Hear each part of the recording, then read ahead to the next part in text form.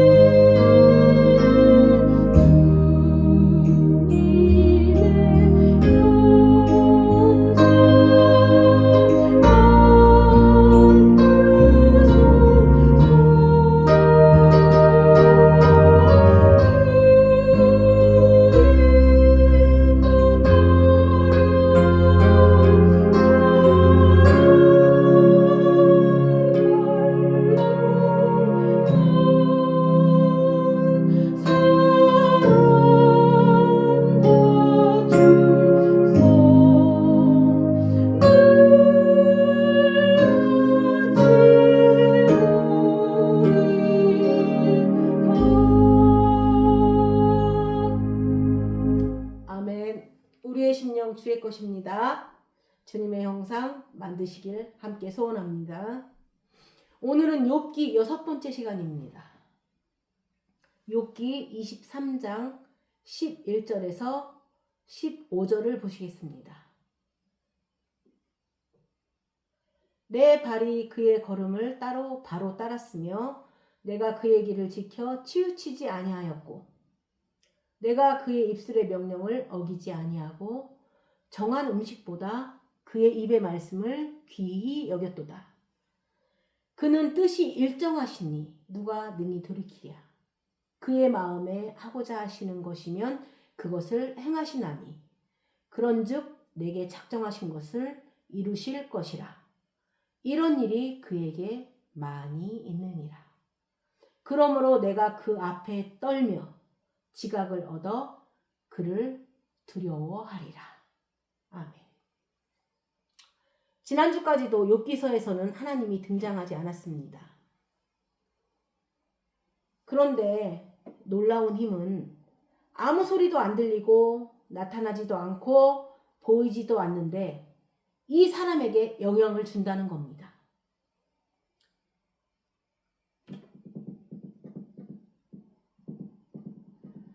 사람을 움직이고 있다는 건데 그것이 바로 생명의 힘입니다. 그런데 그 생명의 힘이 약하니까 자꾸 사람의 힘으로 물리적 힘을 사용하려고 하는 겁니다. 지금 욥의 입장에서 보면 하나님께서 꿈쩍도 안 하시는 것 같습니다. 이런 난리 속에서, 이런 재앙 속에서 하나님은 오히려 당신의 임재를 감추시는 것 같습니다. 그런데 그 사이에 하나님께서 당신이 작정하신 일을 하나하나 이루어 나가고 계신다는 겁니다. 오히려 욥을 더 귀 기울여 듣는 자로 만들어 버립니다. 들을 수 있는 사람으로. 지금 상황은 하나님은 어디 계십니까? 하고 부르짖는데 그분은 끄떡도 안 하시고 대답도 안 하시는 것 같습니다. 우리가 평상시에는 이곳에서 하나님의 임재가 있을 것이라고 예상치도 않은 곳, 거기까지 다 뒤져보게 만든다는 겁니다. 대답을 안 하시고 모습을 감추니까 오히려 평소에 설마 이곳에 하나님의 음성이 있을까라고 여겼던 그곳에서도 귀를 기울이게 되는 겁니다. 우리로 하여금 점점 하나님의 임재에 민감한 사람으로 바꾸어 나가시는 겁니다. 하나님의 음성에 더욱 귀가 밝아지는 사람으로 만들어 나가신다는 겁니다. 하여튼 당신은 끄떡도 안 하시면서 다른 사람을 이렇게 변하게 만들고 있습니다.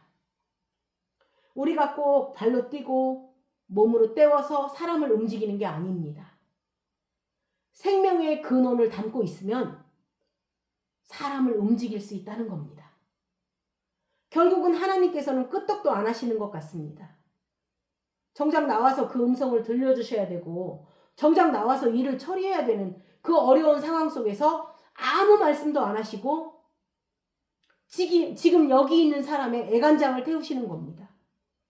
그런데 그런 와중에 그 사람은 들리는 사람으로 변하고 있는 겁니다.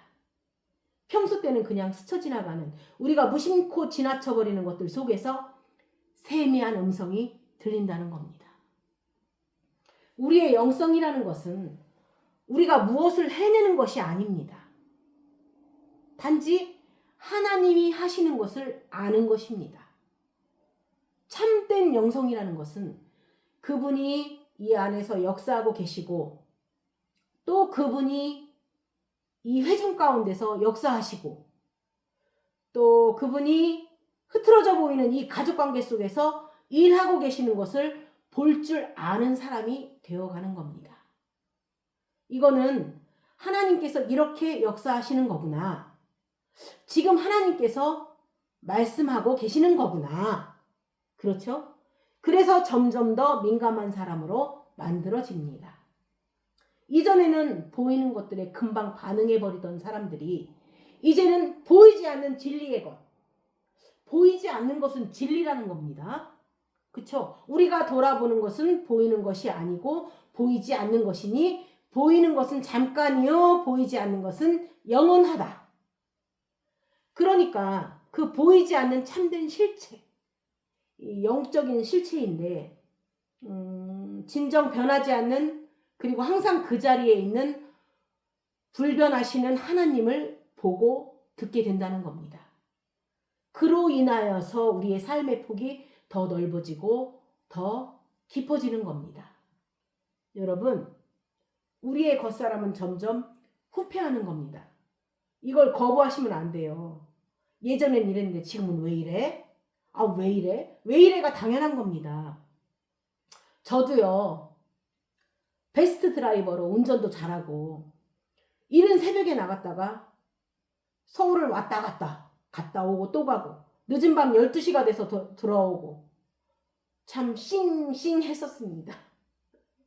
그런데요, 지금은 주차가 안 돼요. 주차도 똑바로 안 됩니다. 저의 겉사람이 후패해져 가면서 운전이 둔해져 가는 겁니다. 그런데요, 겉사람은 자꾸 후패해져 가서 주차도 제대로 못하지만 이전에는 몰랐던 걸 많이 알게 되었습니다. 그게 이전에는 없던 게 아니고 그전엔 내가 못 봤던 겁니다. 제가 갑자기 사역하는 중간에 나이를 먹으면서 갑자기 내 앞에 나타난 게 아니고 늘 있었으나 그것을 보고 만질 능력이 없었던 겁니다. 그런데 하나님께서 하시는 그 많은 일들을 통해서, 하나님께서 우리를 다루시는 그 고통을 통해서 이제는 그런 것들이 보이고 만져지고 느껴지고 들리게 된다는 겁니다. 하나님께서는 끊임없이 우리를 향해서 일을 하신다는 겁니다. 창세기 2장 3절을 보면 하나님께서 그 창조하시고 만드시던 모든 일이라고 말씀하십니다. 여기에 하나님께서 창조하시고 만드시던 일이라고 하는데 그 두 히브리어 단어가 다릅니다. 창조한다라는 단어와 만든다라는 단어가 다르다는 겁니다. 형상으로 창조하시고 모양으로 만든다는 겁니다. 그러니까 우리가 보통 하나님의 형상으로는 그림자 같은 겁니다. 예표요 첫째 아담입니다. 그리고 모양은 본체를 말하는 겁니다. 모양은 드무트라는 이 단어는 본체를 말하는 겁니다. 그러니까 그분께서는 형상으로 창조하시고 첫째 아담으로 창조하셨지만, 그렇죠, 야곱으로 창조하시고 아브람으로 창조하시지만 아브라함으로 완성해 나가실 거고 야곱을 이스라엘로 조성해 나가실 겁니다. 마지막 아담을 보내주실 것이고 그 안에 집어넣어서 거듭나게 하실 것입니다. 하나님께서는 창조하시고 만드신다는 겁니다. 만드신다는 것은 끊임없이 그리스도의 모양대로 예표되었지만 그리스도가 담겨질 그릇으로 창조되었지만 결국은 그리스도의 장성한 분량을 계속 채우는 일을 하신다는 겁니다. 우리 일생 내내 하나님께서는 그 일을 하고 계신 겁니다. 그래서 예수님께서 이 땅에 오셔서 하신 말씀도 뭐라고 그랬냐면 아버지께서 일하고 계시다는 겁니다. 아버지께서 일하신다고 예수님께서 말씀하셨는데 그 말씀은 창세기 2장 3절 후반부를 이야기하는 겁니다. 한번 볼까요? 창세기 2장 3절 뒷부분.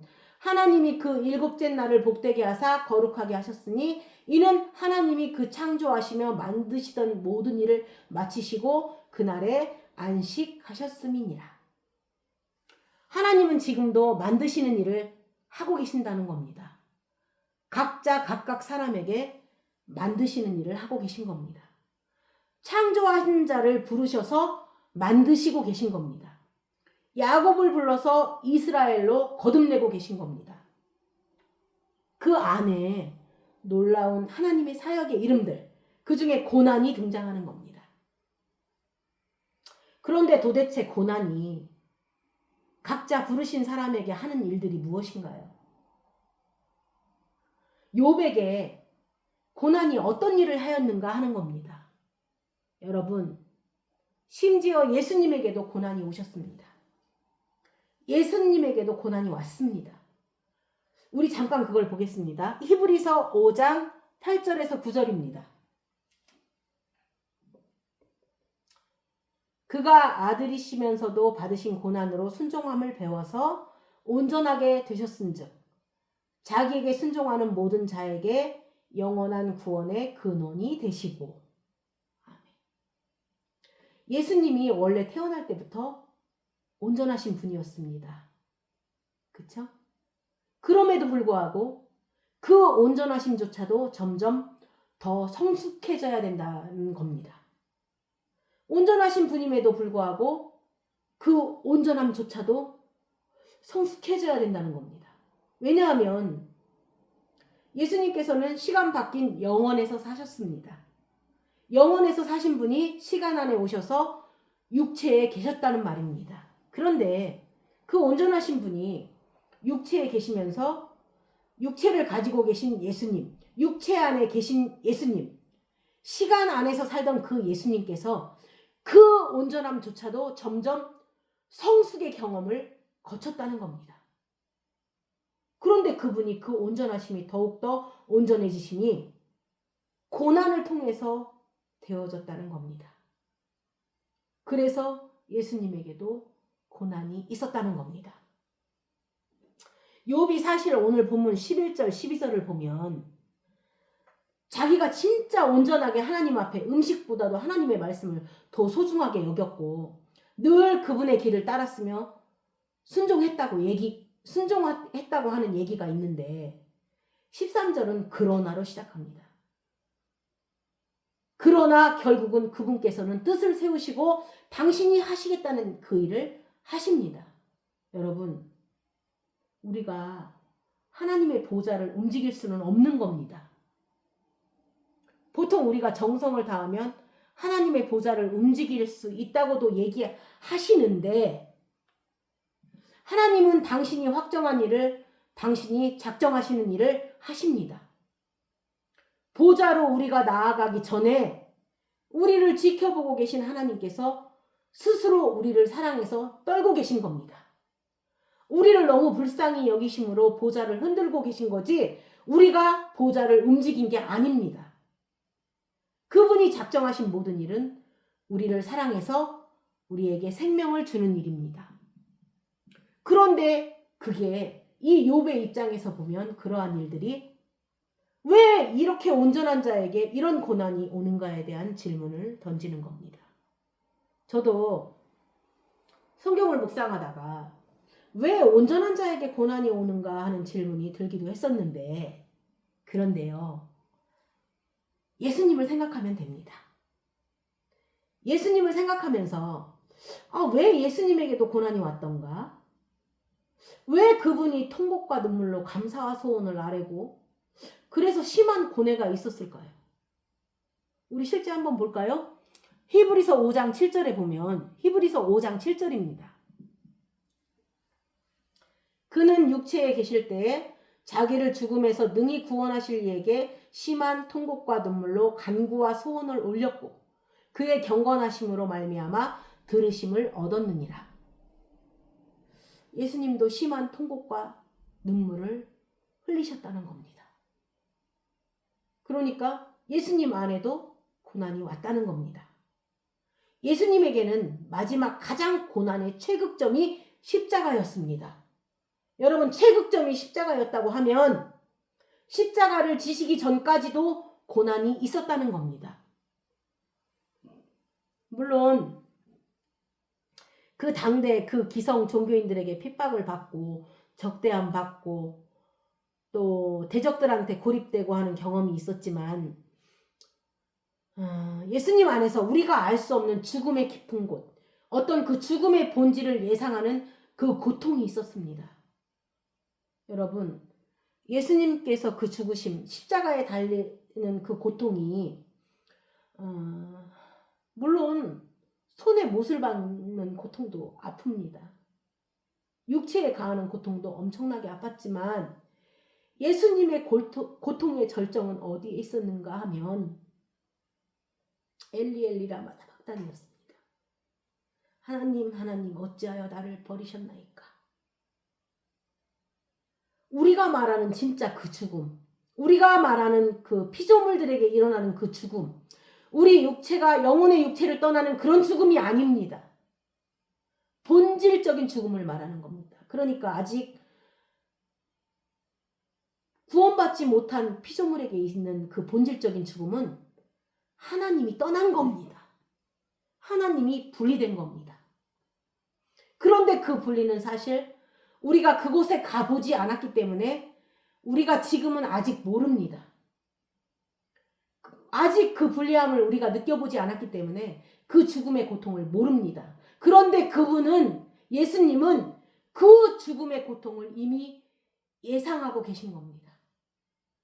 십자가에서의 그 형벌을 예상했던 겁니다. 하나님, 어찌하여 나를 버리시나이까. 그러니까 육체에 오는 고통보다 더 큰 고통, 그러니까 가장 고통 중에 중요한 고통은 하나님으로부터 끊어지는 겁니다. 생명으로부터 끊어지는 겁니다. 분리되는 겁니다. 내가 가장 의지해야 되는 그 근원으로부터 분리되는 느낌이 드는 겁니다. 떨어져 있다. 혹시 끊어진 것이 아닌가? 혹시 떠나신 것이 아닌가 하는 게 고통이라는 겁니다. 우리 사람과의 관계에서도 그 관계가 끊어질 때 아픈 겁니다. 관계가 깨졌다. 깨어짐. 무엇인가 떠나고 끊어지고 하는 것이 아픈 건데 그것이 만약에 생명의 근원으로부터라면, 그것이 나에게 생명을 주는 하나님으로부터라면 이 죽음이라는 것이 그 죽음의 본질인데 그것을 미리 알고 계신 그분의 그 깊은 고뇌에 찬 그 아픈 고통, 자기 십자가를 생각할 때마다 오는 그 고통, 그래서 오죽하면 아버지여 하실 수 있다면 나에게서 이 잔을 옮겨주십시오. 할 수만 있다면 이 잔을 내게서 멀리하여 주옵소서. 그렇게 고백을 하십니다. 예수님은 그 죽음을 미리 보았기 때문에, 그 죽음이 무엇인지를 알기 때문에 오는 그 심한 고통을 겪으셨던 겁니다. 하나님께서는 그런 고난을 끊임없이 그 온전하신 자에게 가했다는 겁니다. 너는 온전하니까 뭐 잠깐만 십자가에 달려있으면 된다라든가 잠깐만 넘기면 된다라고 그렇게 말씀하지 않으시고 일생 내내 그분이 공생에 있는 동안, 아니 공생에 들어가기 전부터도 그런 십자가를 알고 그 자기 십자가를 통한 그 깊은 고뇌를 경험했다는 겁니다. 여기서 우리는 왜 온전한 자에게 이 고난이 어떤 일을 해줬냐를 알아야 합니다. 이 온전한 자에게 그 고난이 어떤 일을 해줬냐는 겁니다. 그분은 이 고뇌를 통해서 현재 있는 심하게 몰려오는 그 작금의 고난을 통해서 진짜 장차 다가올 십자가의 고난을 이겨낼 수 있는 성숙함을 배웠다는 겁니다. 순종함을 배웠습니다. 지금 히브리서 기자가 작자 미상이니까 누군지는 모르겠지만 히브리 기자가 그 얘기를 한 겁니다. 다시 보겠습니다. 히브리서 5장 7절에서 9절입니다. 그는 육체에 계실 때에 자기를 죽음에서 능히 구원하실 이에게 심한 통곡과 눈물로 간구와 소원을 올렸고 그의 경건하심으로 말미암아 들으심을 얻었느니라. 그가 아들이시면서도 받으신 고난으로 순종함을 배워서 온전하게 되셨은즉 자기에게 순종하는 모든 자에게 영원한 구원의 근원이 되시고. 그는 육체에 계실 동안에 심한 고통을 통해서 늘 통곡과 눈물로 기도를 했다는 겁니다. 그분이 아들이더라도 하나님께서는 그에게 고난을 가해서 그에게 순종함을 배워서 온전케 하셨다는 겁니다. 온전한 자에게 고난을 주어서 더욱더 온전케 했다는 겁니다. 여러분, 욥처럼 온전한 자에게 왜 고난이 일어날까요? 왜 예수님도 온전하신데 고난이 일어날까요? 그 온전한 자에게 일어나는 고난은 결국 우리를 어디까지 인도하는가 하면 마태복음 16장 24절을 보시겠습니다. 이에 예수께서 제자들에게 이르시되 누구든지 나를 따라오려거든 자기를 부인하고 자기 십자가를 지고 나를 따를 것이니라. 여러분, 예수님에게 자기 십자가가 있다면 그 부르신 자들을 구원해 주시는 우리에게 죄사함을 주시는 그 피 흘리신 십자가가 예수님께도 있었지만 부르심을 입은 우리들에게도 자기 십자가가 있다는 겁니다. 하나님께서 아브라함을 부르신 다음에 이렇게 말씀하십니다. 너는 내가 지시할 땅으로 가라. 그렇게 말하면서 본토 친척 아비집을 떠나라고 합니다.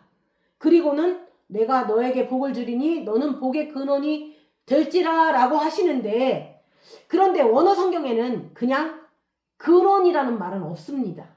우리가 의역을 한 겁니다. 그냥 넌 복이 될 거다라고 얘기하는 겁니다. 그러니까 복을 주어서 복이 되는 겁니다. 그리고 그 복이 하나님입니다. 하나님을 끊임없이 공급해 주시는 겁니다. 내가 너에게 이르는 말이 영이다. 바로 그분을 주시는 겁니다. 말씀을 주시는 겁니다. 언약을 주시는 겁니다.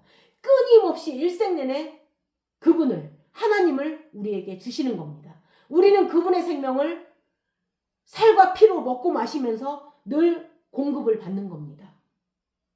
똑같은 일을 우리에게도 하십니다. 그러는 순간 우리는 무엇이 되는가요? 너는 복이 될 것이다. 그러니까 너를 통하여 많은 사람이 복을 얻을 것이다. 그게 복입니다. 내가 가는 곳마다 사람들이 혈압이 막 올라간다고 하면 그건 재앙입니다. 여러분은 어떠신가요? 그런데 내가 가는 곳마다 사람들이 진짜 살아난다고 하면 이게 복입니다. 그런데 그 복, 여호와께서 아브라함에게 내가 일생 동안 나의 생명을 준다고 하시면서 동시에 자기 십자가가 따라오는 겁니다. 자기 십자가가 따라오는 겁니다. 왜냐하면 그 자기 십자가를 통과하는 순간에야 그때부터 생명이 씨앗이 되는 겁니다. 예수님도 그 십자가에서 피를 흘렸기 때문에 그분의 그 십자가를 통과한 그 지점에서야 그분의 흘린 피가 우리의 죄로부터 우리의 죄를 깨끗이 해줄 수 있는 피가 된 겁니다. 그 죽음이 있는 겁니다. 그러니까 우리가 진짜 그야말로 복이 된다는 것, 복의 정의는 뭐냐 하면 나로 인해서 다른 사람이 복을 얻는 게 복입니다. 내가 복이 된다는 것은 나로 인해 많은 사람이 살아난다는 겁니다. 내가 가는 곳마다 사람들이 살아나는 일들이 생긴다는 겁니다. 그런데 그 복 안에는 하나님이 당신의 생명을 언약으로 끊임없이 주시면서 동시에 따라오는 거, 그쵸? 말씀이 오면서 나에게 약속이 오면서 당신의 생명이 공급되면서 바로 자기 십자가가 함께 따라오는 겁니다. 이것이 진정 말씀의 고난이 함께 따라온다라는 겁니다. 그런데 결국은 그 십자가를 이겨내는 힘은 고난을 통해서야만 온전해지면 되는 겁니다. 우리는 그 십자가를 통과할 수 없습니다. 그것은 우리에게 끊임없이 말씀이 올 때마다 고난이 함께 오면서 나를 단련시게 하고 그 고난을 이겨낼 수 있게 만드는 겁니다. 결국 가장 큰 고통은 고난을 통해서 견뎌내는 겁니다. 가장 큰 고통은, 그것을 이길 수 있는 유일한 방법은 고난을 거치는 겁니다. 이 끊임없는 고난을. 지금 가장 큰 고난은, 우리에게서 자기 십자가를 통과하는 그 고난은 고난을 통해서만 이겨낼 수 있다는 겁니다. 그게 온전한 자에게 하나님께서 작정하신 고난이라는 겁니다. 우리를 온전케 하고 우리로 순종함을 배우게 하는 겁니다. 사람들에게 칭찬과 존귀함을 받을 때는 여러분 생각해 보세요. 다른 사람을 살려내는 일이 없었습니다. 그런데 굉장히 고독하고 굉장히 어려움에 처하고 굉장한 고통과 고립감과 그 어떤 고뇌 속에 있었을 때 오히려 생명의 밑거름이 되곤 했던 과거를 한번 회상해 보시기 바랍니다. 잘 생각해 보세요. 여러분, 여름에 꽃이 피면 막 날라옵니다. 뭐가? 벌레들이 날아오고 새들이 와서 지지배배하고 그 꽃을 보면서 아름다운 꽃이라고 하고 향기가 좋다고 하는데 여러분 그냥 눈만 즐겁게 해줬지 그 꽃은 생명을 주지는 못합니다. 꽃은 그 꽃이 떨어지고 아무도 쳐다보지 않는 고독이 가득한 그 가을 황량한 그 벌판에 볼품없이 고개를 숙이고 아무도 나를 찾아주지 않는데 그때서야 열매가 열리는 겁니다. 그런데 그 열매가 자기 몸으로부터 떨어지는 고통과 죽음이라는 그 어떤 쓰라림을 통과할 때 그 열매가 다른 사람을 살리는 일이 됩니다. 그 생명에 붙어있는 한 그 열매는 다른 사람을 살려주지 못했습니다. 그런데 자기 생명으로부터 분리되는 그 죽음과 고통을 겪고 나서야 다른 사람에게 생명이 되어지는 일들이 있었다는 겁니다. 다 떨어져 나가서 고독한 그 열매가 고독하게 자기 몸체로부터 떨어져 나가서 죽음을 통과하고 나니까 그때부터 남을 살리는 존재가 되는 겁니다. 그런데 지금 이렇게 우리가 살아오면서 과거를 돌이켜볼 때 다른 사람으로부터 막 인정받고 그럴 때 과연 다른 사람들을 살렸느냐는 겁니다.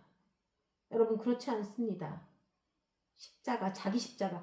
그 자기 십자가를 반드시 통과함으로 그곳에서 사람을 살리는 일이 일어나는 겁니다.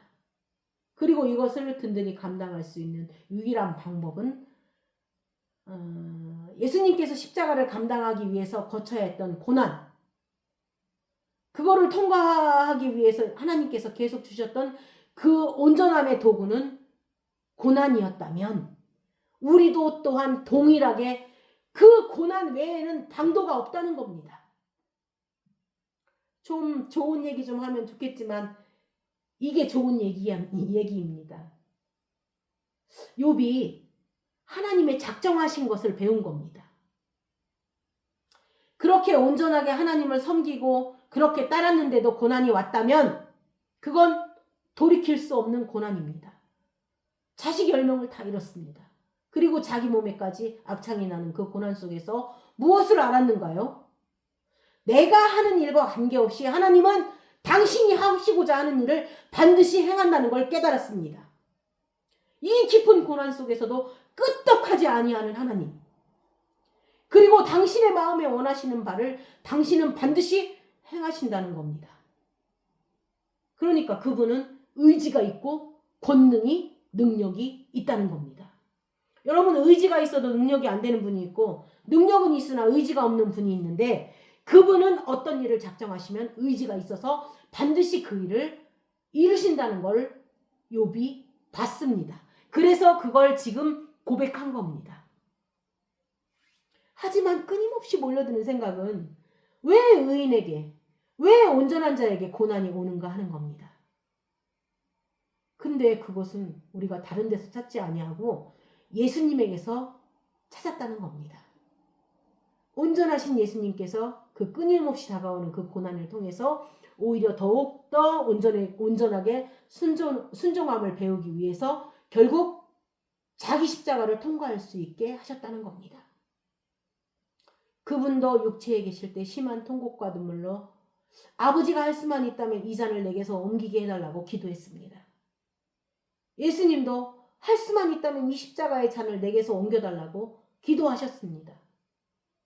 그러나 하나님께서는 하실 수 있었는데도 결국 그 기도에 응답하지 아니하시고 그 십자가를 옮기지 아니하시고 그 십자가를 통과하도록 일을 하셨습니다. 그래서 할 수 있는 유일한 방도가 온전한 자에게 고난을 가하는 일입니다. 여러분, 고난이 싫으면 온전함을 포기하시기 바랍니다. 그러실래요? 우리가 더욱더 성숙해지면서 하나님께서 우리에게 끊임없이 즐겨 쓰시는 이 도구는 우리로 순종함을 배워서 자기 십자가를 통과할 수 있게 해주는 겁니다. 마태복음 보실까요? 마태복음 26장 37에서 39절입니다. 여기 세베대의 두 아들은 야고보와 요한입니다. 베드로와 세베대의 두 아들을 데리고 가실새 고민하고 슬퍼하사 이에 말씀하시되 내 마음이 매우 고민하여 죽게 되었으니 너희는 여기 머물러 나와 함께 깨어 있으라 하시고 조금 나아가사 얼굴을 땅에 대시고 엎드려 기도하여 이르시되 내 아버지여 만일 할만하시거든 이 잔을 내게서 지나가게 하옵소서. 그러나 나의 원대로 마옵시고 아버지의 원대로 하옵소서 하시고. 만약에 우리가 여태까지 끊임없이 기도하면서 그렇죠. 내가 기도하고 있다면 여기까지는 자기의 의지고 나의 원함입니다. 내가 원하는 것은 할만하시거든 할 수만 있다면 이 잔을 내게서 지나가게 해달라고 심한 통곡과 눈물로 기도하는 겁니다. 그러나 나의 원대로 마옵시고 이야기를 할 때까지 그 사이에 고난이 끊임없이 있다는 겁니다. 이 잔을 옮겨주십시오 하고 나의 원대로 마옵시고 이 사이에 있는 게 이게 고통이라는 겁니다.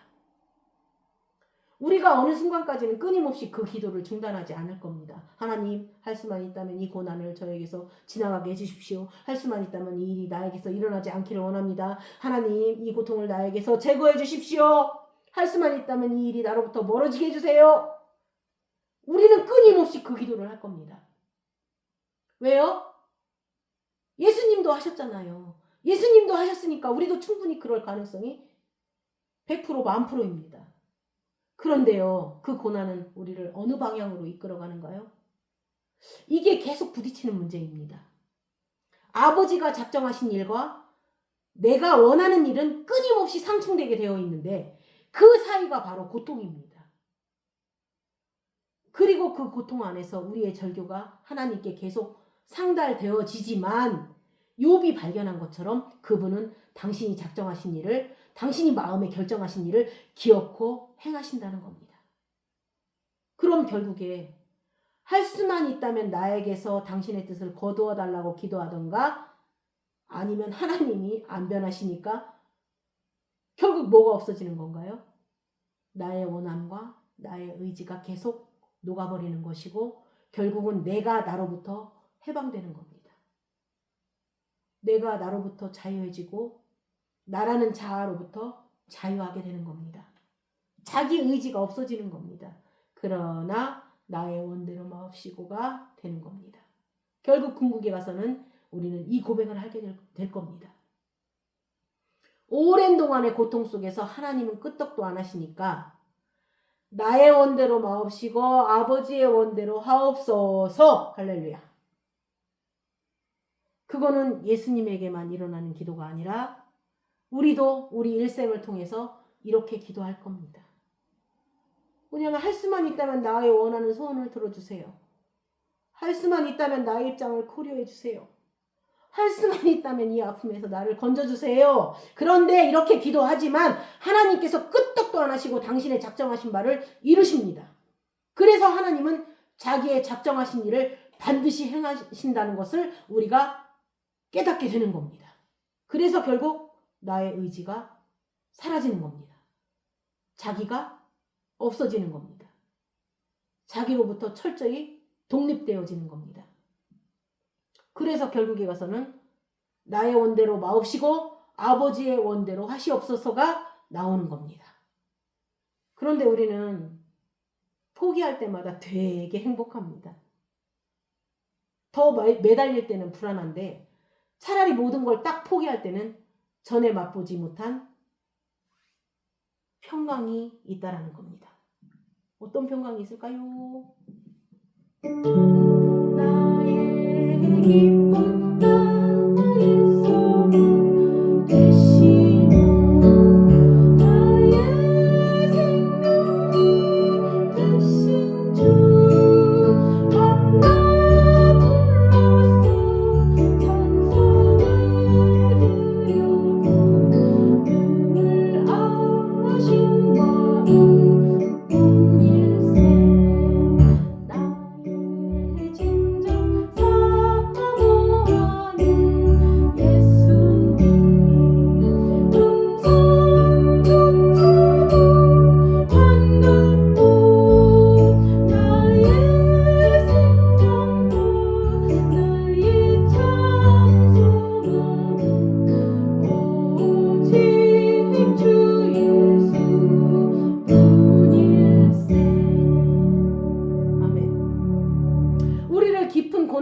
드시는 이유는 결국 최종적으로 나 자신을 포기하게 하는 겁니다.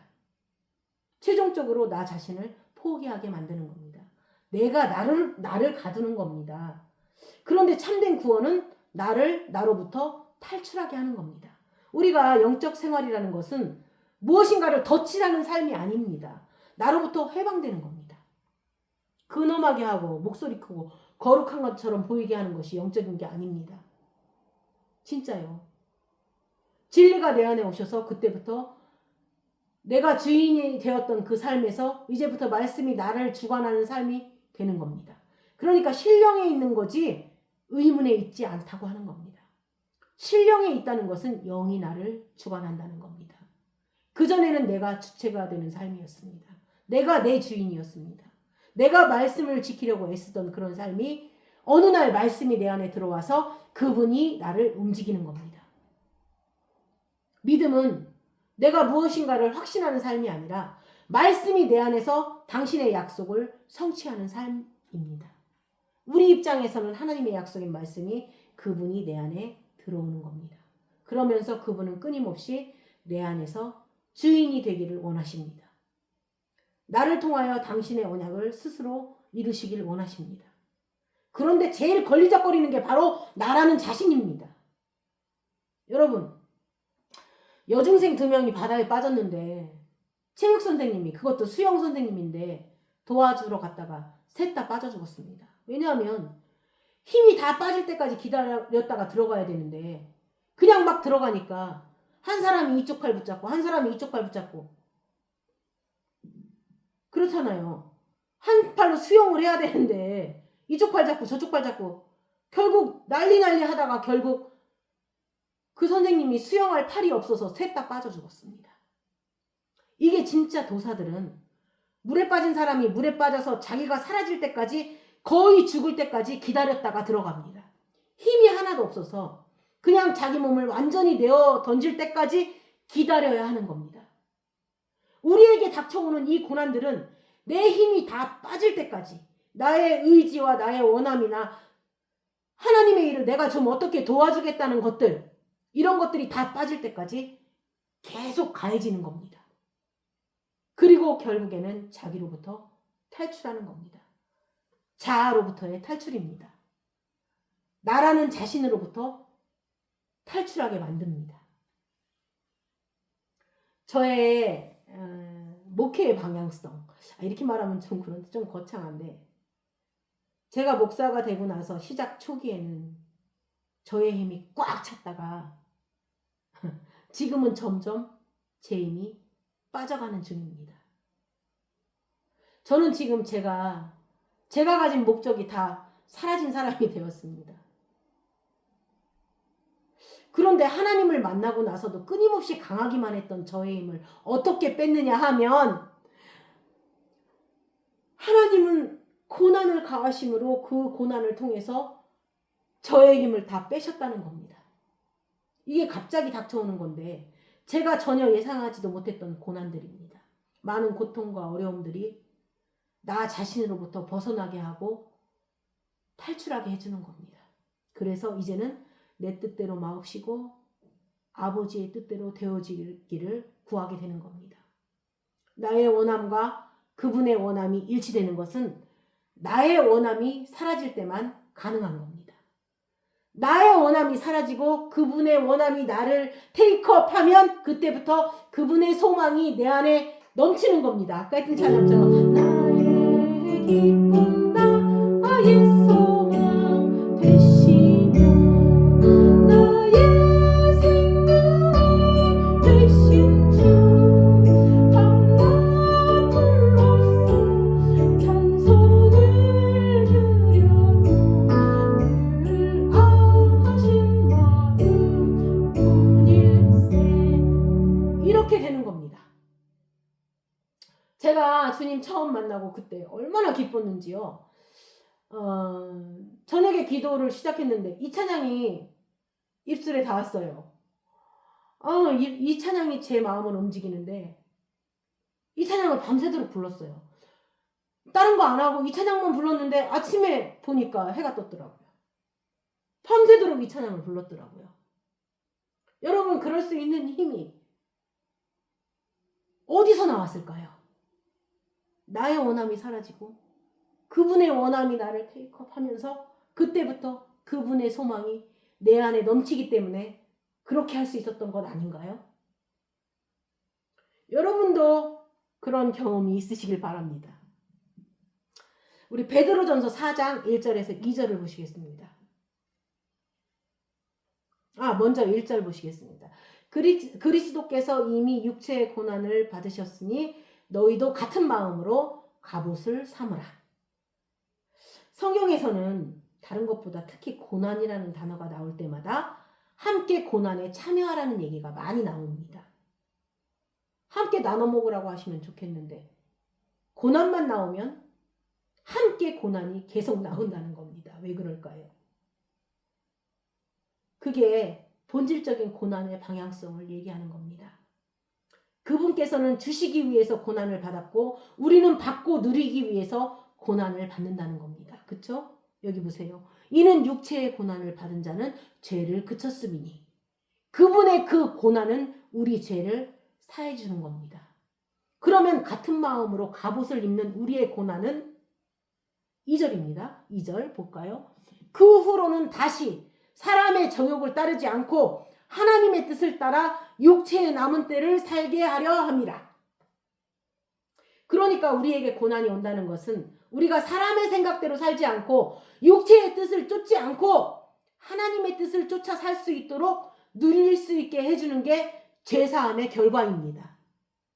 그러니까 그분은 그것을 주시기 위해서 고난받았고 우리는 그것을 누리기 위해서 고난을 받습니다. 그분의 옷이 십자가에서 벌겨 벗겨졌습니다. 그분은 그 옷을 우리에게 주시기 위해서 그랬던 겁니다. 우리는 끊임없이 옷이 벗겨지는 고통을 당합니다.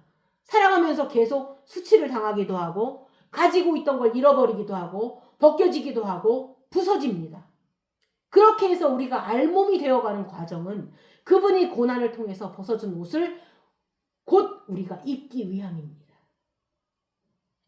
그러니까 우리에게는 이 고난 앞에 굉장히 엄청난 청사진이 있는 겁니다. 그래서 그 고난이 항상 우리를 성숙하게 하면서 동시에 그 고난 후에 오는 즐거움을 예견해 줍니다. 예수님께서도 그 앞에 있는 즐거움을 보시고 십자가를 참았다라고 하십니다. 히브리서 12장 2절입니다. 믿음의 주요 또 온전케 하시는 이인 예수를 바라보자. 그는 그 앞에 있는 기쁨을 위하여 십자가를 참으사 부끄러움을 개의치 아니하시더니 하나님 보좌 우편에 앉으셨느니라. 앞에 있는 즐거움은 가본 사람, 맛본 사람이 아는 겁니다. 여러분, 스데반이 그 자리에 오기까지 어떠했을까요? 저도 가끔 스데반이 가지고 있는 그 영성을 갖고 싶다고 생각합니다. 그러면서 동시에 스데반처럼 돌에 맞아 죽지 않게 해달라고 합니다. 근데 진짜 그 사람의 영성이라면 돌에 맞을 때 저들의 죄를 용서하옵소서 얘기할 수 있는 그 영성이 그게 하루아침에 됐겠냐는 겁니다. 그쵸? 나도 스데반의 안에 있는 그 영성을 달라는 기도를 하면서 동시에 저렇게 죽지는 않게 해달라는데 그거는 모순입니다. 왜냐하면 그에게 있어서 그 죽음을 개의치 않을 수 있는 힘이 있었다는 겁니다. 그 죽음의 현장 속에서도 자기를 향해 대적하는 돌을 던지는 사람들의 안위를 걱정하고 저들의 죄를 용서해달라고 하는 이거는 보통 영성이 아닙니다. 이건 그리스도만이 하실 수 있는 겁니다. 그 오랜 동안에 자기 안에 있는 그리스도의 영성이 어떻게 들어갈 수 있었겠는가요? 자기의 고난을 통해서 자기 껍질이 계속 벗겨진 겁니다. 근데 우리가 어떻게 견뎌나가겠는가요? 막상 가봤더니 막상 오늘의 작은 십자가, 내일의 작은 십자가를 차근차근 계속 통과했더니 그러한 작은 고난들이 결국은 나의 최종적인 자기 십자가에 이르게 하는 것인데 그 고난을 당할 때마다 막상 갔더니 저 단어가 떠오르는 겁니다. 즐거움이 있다. 그것은 통과해보면 그 즐거움을 알 수 있다는 겁니다. 항상 그 맛을 보았기 때문에 그 즐거움을 알고 계속 동일한 그 일을 계속 할 수 있는 겁니다. 사람이 누가 좀 손해를 본다든가 희생을 한다든가 할 때 그러잖아요. 얼마나 힘드세요? 얼마나 고통스러우신가요? 하는데 그게 아니라는 겁니다. 그들은 정작 막상 그 지점에 가보니까 전에 그 지점에 안 가 있을 때 못 느꼈던 또 다른 어떤 평강, 하나님만이 주실 수 있는 그런 평안의 요소를 거기 가서 맛보는 겁니다. 그러니까 이제는 얼마나 힘드세요? 라고 질문하지 마시고, 그건 내 입장에서 질문한 거지, 그 사람 입장에 들어가 보면 도대체 무슨 즐거움을 가지고 있길래 이렇게 손해를 즐기십니까? 당신은 무슨 즐거움을 가지고 계시길래 항상 나에게 베풀기를 즐거워하십니까? 이렇게 질문해야 합니다. 그러니까 정작 본인들은 즐거워서 하는 겁니다. 그들은 자기의 그날그날의 십자가를 통과할 때마다, 그날그날의 고난을 겪을 때마다 거기에는 뭐 악한 것도 있고 뭐 아주 피비린내 나는 그런 잔인한 그런 일들만 있는 것이 아니라 그곳에는 아주 묘한 신비한 생명의 향기를 느낄 수 있다는 겁니다. 생명적인 것. 그거를 우리가 말로 표현할 수 없습니다. 우리가 재물을 얻는다든가 눈에 보이는 가시적인 어떤 걸 성취하든가 할 때는 누릴 수 없었던 거. 보이지 않지만 대체 이 즐거움이 어디서 나는 건가요? 이거는 진짜 근원적으로 하나님이 사람을 창조하시고 하나님이 보시기에 기뻤더라고 하는 그 기쁨, 하나님이 좋으셨다 할 때의 그 좋음, 그 기쁨의 원천이 우리 안에도 심겨져 있는 겁니다. 그는 바로 영적인 하나님이 작정하신 일을 통과할 때마다 그 요소는 우리에게 분명히 뿜어진다는 겁니다. 그거는 우리가 거기에 가보기 전에는 모른다는 겁니다. 오래전 사건인데 언젠가 언론에 그 이스라엘 그 20명인가를 참수하는 동영상이 나왔었습니다.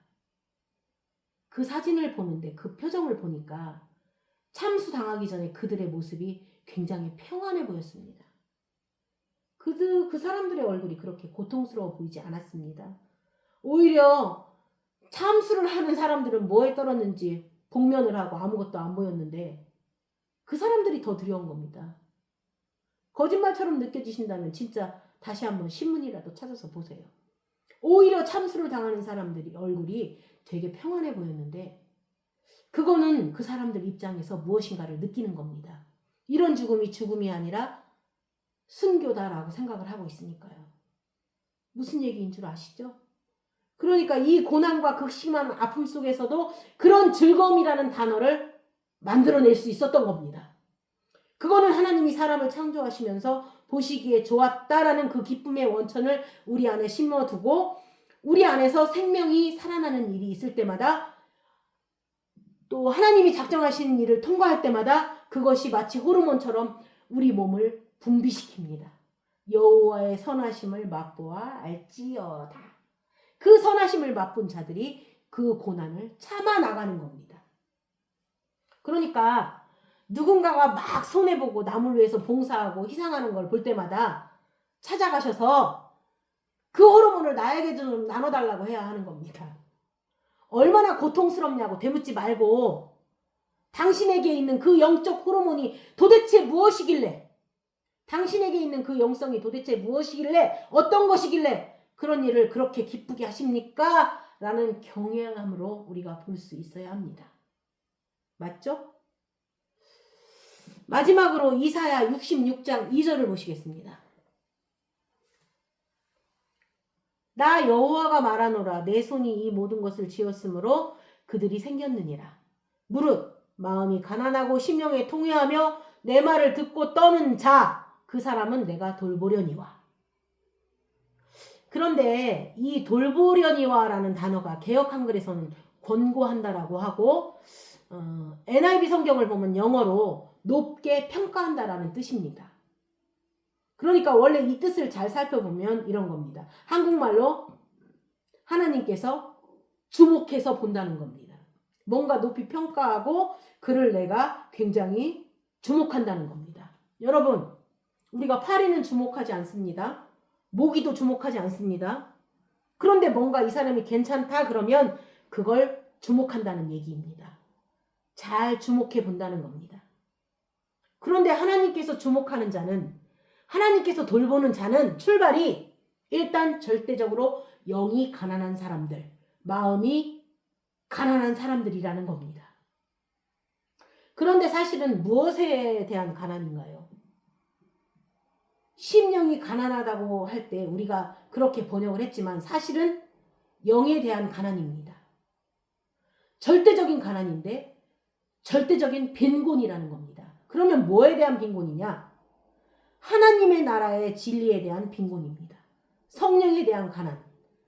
나는 당신이 없으면 죽습니다 라는 뜻입니다. 나는 하나님의 영, 당신의 말씀이 없으면 난 죽습니다. 당신의 임재가 없으면 죽습니다. 이런 가난입니다. 절대적인 빈곤을 얘기하는 겁니다. 그런데 그런 사람들을 주목하였다는 겁니다. 그리고 심령에 통해하는 자들을 돌보신다는 겁니다. 결국 자기를 부인할 수밖에 없다는 자기 실존 앞에 하나님께 진짜 통해하면서 나를 불쌍히 여겨달라는 그들의 죄인의 심정, 그걸 하나님께서는 주목하시고 돌보신다는 겁니다. 그리고 점차적으로 하나님께서는 계속 어떤 사람을 주목하는가 보면 나의 말을 인하여 떤다. 그렇죠? 그런데 또 도대체 이 떤다라는 게 뭐냐는 겁니다. 우리 오늘 본문을 다시 봅시다. 욥기 23장 13절에서 15절입니다. 그는 뜻이 일정하시니 누가 등이 돌이키랴. 그의 마음에 하고자 하시는 것이면 그것을 행하시나니 그런즉 내게 작정하신 것을 이루실 것이라. 이런 일이 그에게 많이 있느니라.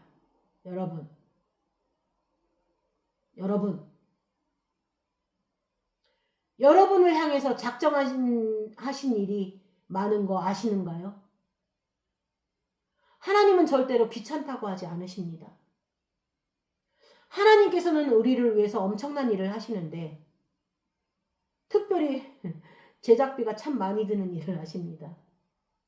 옆에 계신 분들, 우리 옆에 계신 분들 다 비싸게 동원한 겁니다. 하나님께서는 그 일들을 작정하셔서 그런 일들을 통해서 결국은 각자에게 주신 그 자기 십자가를 통과할 수 있게끔 하시는 겁니다.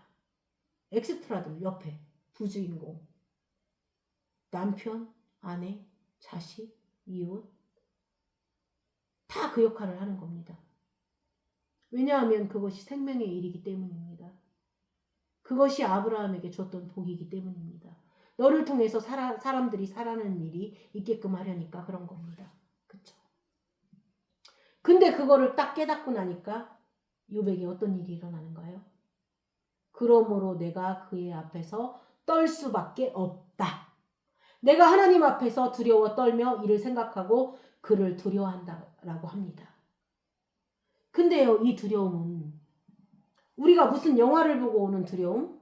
무서운 영화 보면 두렵잖아요. 또 아니면 갑자기 월급이 2달째 안 들어와가지고 차압이 들어왔다 하는 그런 두려움 말고 이 두려움은 아주 홀리, 거룩한, 까들리 하나님으로부터 온 두려움입니다. 이거는 하나님께서 우리에게 최종적으로 이 지점까지 몰고 가는 두려움입니다. 우리를 하나님을 경외하는 사람으로, 하나님을 공경하기 때문에 두렵고, 하나님의 임재를 알고 그분이 작정하심을 알고 그분은 반드시 하시는 분이라는 걸 알고 또 동시에 내가 가는 길을 오직 그가 아시나니 그분은 아신다라는 걸 알고 그분은 아시는 분이고 그분은 하시는 분이라는 걸 알 때 우리 안에 거룩한 두려움이 만들어지는 겁니다. 그의 말을 인하여 떨 수밖에 없는 우리의 연약함은 그분의 거룩함 앞에서 그분의 지존하신 임재 앞에서 떨 수밖에 없는 거룩한 두려움, 이 경외함. 그런데 결국 이 고난 속에서 욥이 무엇을 배웠다고 하는가요? 하나님은 당신이 작정하신 일을 기어코 이루신다. 우리 각자 안에 너무나 많은 일이 작정되어 있는 겁니다. 그럴 때마다 우리는 욥의 고백처럼 그분의 전능하심과 전지하심 앞에서 우리가 떨 수밖에 없다면 우리는 그것을 거룩하게 받아들이게 되는 겁니다. 그리고 그것이 곧 평강입니다.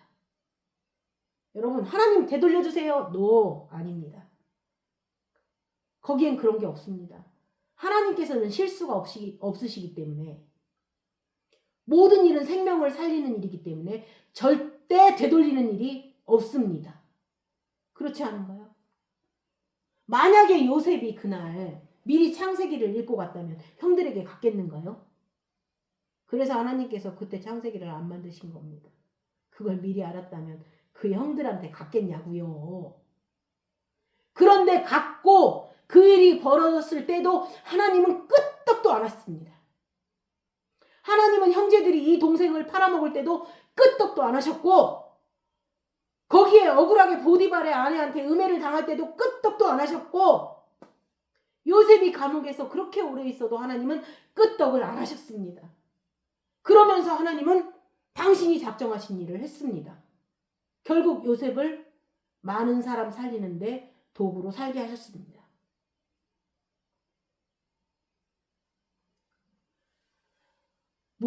우리가 모르는 그런 일들이 너무나 많은 겁니다. 우리 안에 바로 요셉 같은 일이 너무 많다는 겁니다. 갑자기 어떻게 이런 일이 우리 집에 일어났다면 갑자기 생명을 떠나보내는 일들이 막 생깁니다. 그렇죠? 도대체 우리가 상상할 수도 없고 이해할 수도 없고 하나님께 이유를 물어봐도 도대체 대답해 주시지 않는 이런 많은 일들이 우리에게 일어난다는 겁니다. 그래서 14절에 욥의 고백이 우리에게는 그런 일이 많이 있느니라. 욥이 그것을 깨달았다는 겁니다. 그리고 그 일을 하시는 분이 모든 일을 아시는 하나님이기에 그 앞에 우리는 그 거룩한 경외함으로 그의 말에 떠는 자가 되어가는 겁니다. 그리고 그 거룩함으로 떠는 자는 그분이 나에게 작정하시는 일을 받아들이면서 가게 되는 겁니다.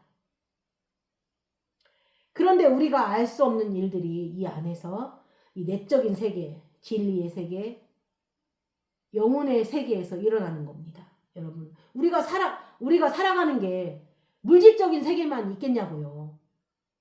여기에는 무수한 일들이, 엄청난 하나님의 섭리와 사역이 벌어지고 있다라는 겁니다. 그 일들이 결국은 우리에게 늘 승리를 주고 있다는 겁니다. 하나님이 하신 일을 거룩한 경외함으로 받아들일 때 그 사람을 하나님께서는 주목하고 돌보십니다. 무릇 마음이 가난하고 심령이 통회하고 하나님이 하시는 일과 하나님이 하신 말씀과 하나님의 작정하신 일을 경외함으로 떨며 받아들이는 자를 하나님께서 높이 평가하신다는 겁니다. 여러분 안에서도 이러한 거룩한 일들이 날마다 일어나고 경험되어지시기를 주님의 이름으로 축원합니다. 아멘.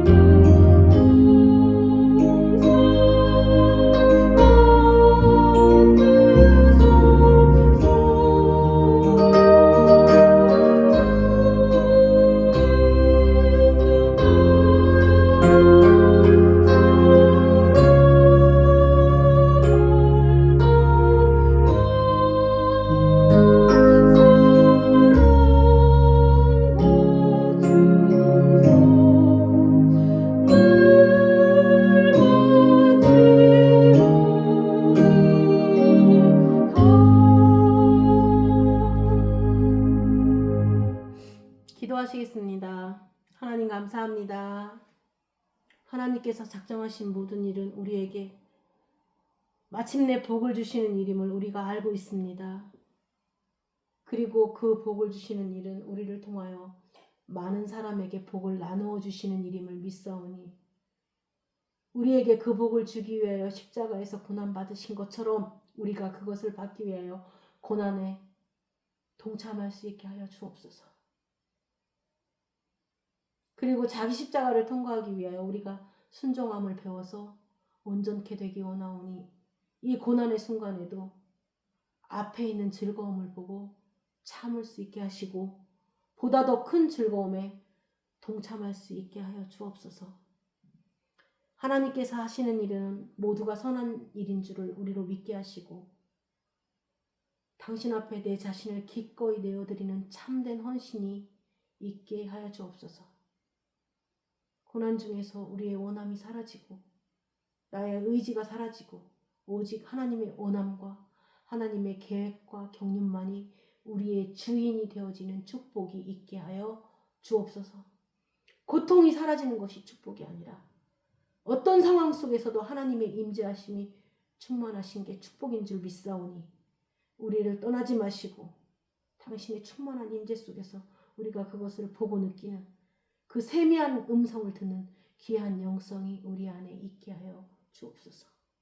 감사드리며 예수 그리스도의 이름으로 기도드렸습니다. 아멘.